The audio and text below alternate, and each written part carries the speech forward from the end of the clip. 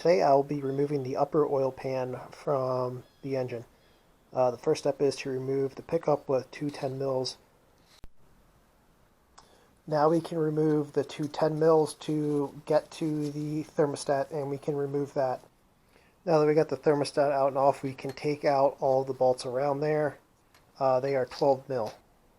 Okay, now that we have all of the bolts off and this cover removed, there are two more bolts down here, and then there's a T45 right here.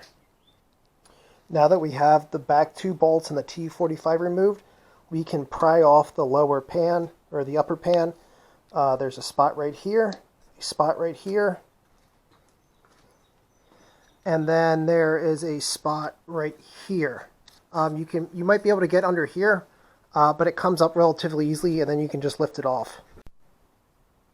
While I'm in here, I'm just going to check to see if there are any loose rods.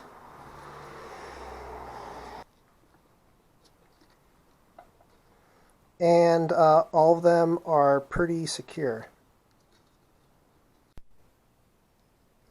The last thing that we need to do to remove the loom is this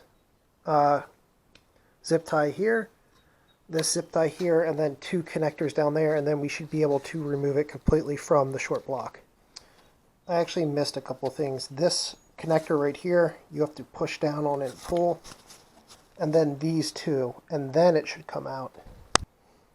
Lastly, to remove this crossover, it is two 10 mils here, two 10 mils here, and then three 10 mils here, and then the whole crossover should